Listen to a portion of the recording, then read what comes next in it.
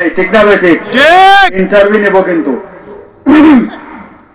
আমরা সবাই দেখেছি ইদানিং একটা জিনিস, সাকরাইন নামক একটা দিবস গত 2 দিন আগে।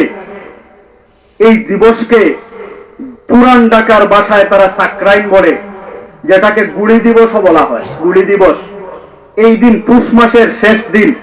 তারা সারা বাংলাদেশে, এই উপমহাদেশে একটা কুসংস্কার আছে যে গুড়ি দিবস বলা হয়। সেটা কিন্তু মূলত মুসলমানের কোনো দিবস না, সেটা হলো হিন্দুদের দিবস। কার দিবস? হিন্দুদের। এই দেশটা মুসলমানের না হিন্দুদের? মুসলমানদের। এই দেশটা মুসলমানের না হিন্দুদের? তাহলে আমাদের উপরে কি হিন্দুত্ববাদ কেউ চাপিয়ে দিতে পারবে? সবাই বলেন না কেন কেউ পারবে? কিন্তু তোমরা করবে, তোমাদের গুড়ি উড়াও, কোনো সমস্যা নাই। কিন্তু এই গুড়ি পরে রাত্রিবেলায় ফরিদাবাদ, ঢাকা ফরিদাবাদ এলাকায় সমস্ত এলাকা তারা গরম করে ফেলেছে। ডুল ডক্কি বাজিয়ে হিন্দুত্ববাদকে আমাদের মাথার উপরে চাপিয়ে দেওয়ার চেষ্টা করেছে। বলেন ঠিক না বেটে? এই আওয়াজ নাই, এই তো একটু ঠিক না বেটে? তাহলে আমরা পরিষ্কার বলতে চাই, এটা মুসলমানের দেশ কিনা? এটা অবশ্যই মুসলমানের দেশ।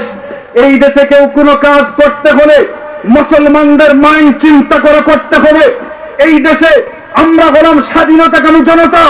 71-এ আমরা পাকিস্তান হানাদারি বাহিনীর শতাব্দী মেনে নেই নাই। পাকিস্তান হানাদারি বাহিনীকে আমরা বাংলাদেশ থেকে তাড়িয়েছি। সাকরাইন নামক এই দিবসের মাধ্যমে আমাদের মাথায় যদি কেউ হিন্দুত্ববাদকে চাপিয়ে দেয়, 1971 সালে বাংলাদেশ স্বাধীনের জন্য একটি মুক্তিযুদ্ধ হয়েছিল। আমাদের মাথায় হিন্দুত্ববাদ কেউ চাপিয়ে দেওয়ার চেষ্টা করলে ইসলামকে স্বাধীন করার জন্য প্রয়োজনে আরেকটি মুক্তিযুদ্ধ হবে। আরেকটি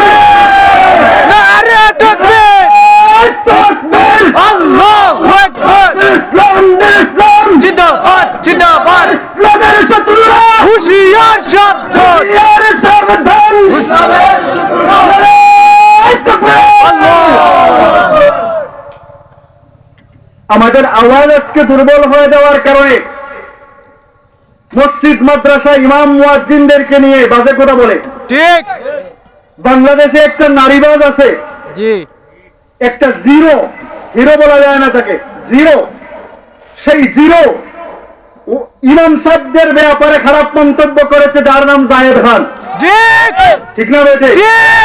পরিষ্কার বলতে চাই, জায়েদ খান, তুমি তোমার নারীবাদী করার কোনো সমস্যা নাই, কিন্তু মসজিদ মাদ্রাসার বিরুদ্ধে কথা বললে কসম খোদার তোমার পিঠের জন্য থাকবে না। ঠিক না বেটে? পরিষ্কার বলতে চাই, জাতির সামনে এসে মাফ চাও, নাকি তুমি আর কখনো খোলা মাঠে বের হলে তোমার পিঠের জন্য খুঁজে পাওয়া যাবে না। ঠিক না বেটে?